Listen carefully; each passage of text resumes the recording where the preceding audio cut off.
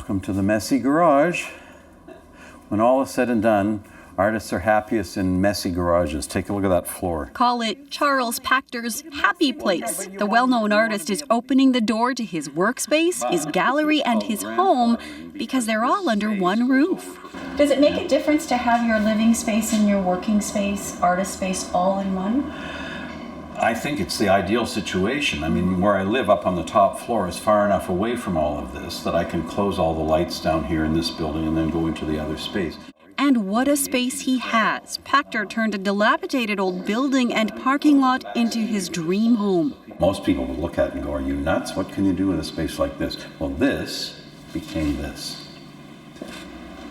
With the help of architect Steve Teeble and a lot of discussion. And I said, what do you think are my chances of building my dream house in the parking lot? He said, you know, I think you'd have a hard time anywhere but here. We're in Chinatown. Let's give it a try. And he came up with this brilliant concept of this, these stacked cubes made out of steel and glass in the front. This year's Doors Open theme is Secrets and Spirits, perfect for what originally stood in this space.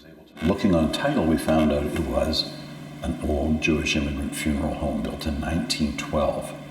And because the theme this year for Doors Open is about ghosts, it seemed like the ideal thing to do, to think about the ghosts of the past coming to haunt us.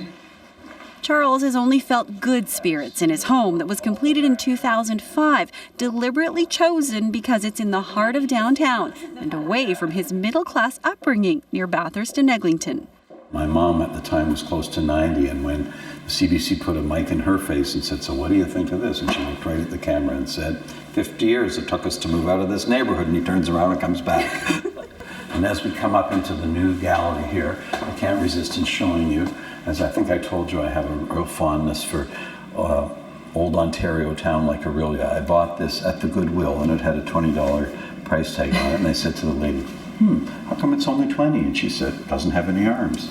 I said, well, it doesn't have a head either. How about 10? She went, 15. And in this gallery lies some of Charles' latest work, a commemoration of World War I to go on exhibit in the Lieutenant Governor's Suite next month. What I tried to do, and as you can see in this painting here called Trench Letter Home,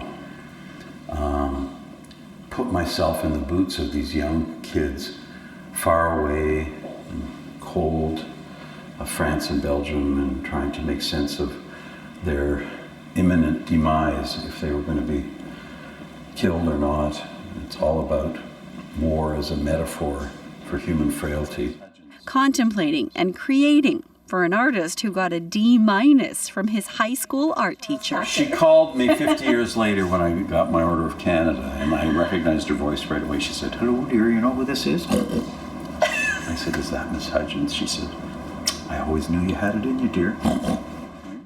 From a peaceful artist space to a serene site on Toronto Island. When the Lighthouse opened in 1808, it became the first stone building in Toronto, and it's actually the oldest lighthouse on the Great Lakes. So it's pretty incredible that it's still standing. This is the Gibraltar Point Lighthouse, a part of Doors Open for the first time. Oh, it's quite the stairwell. 90 stairs from the bottom. It's quite a way. So we're up here now, and this, I guess, is the main feature. This is the big feature, the big lake light here. When they first opened the lighthouse in 1808, it was actually whale oil. And then after a while, they converted to coal gas. And about 100 years ago, it became electricity. But it's a lighthouse shrouded in mystery, as documented in this CBC News magazine story from 1958. Literally hundreds of people reported ghostly paranormal happenings in and around the light. As the story goes, the first lighthouse keeper, J.P. Radenmuller, was killed by soldiers from a nearby garrison. The reason? A dispute over beer. Whatever reason, they chased him all the way up to the top of the lighthouse. They had him cornered in that small little space that we've seen, and they clubbed him over the head. For the last 200 years, he's come back and he wanders around. And people claim to see him going through here. They see the light go off and on. They see him looking around here for his lost limbs.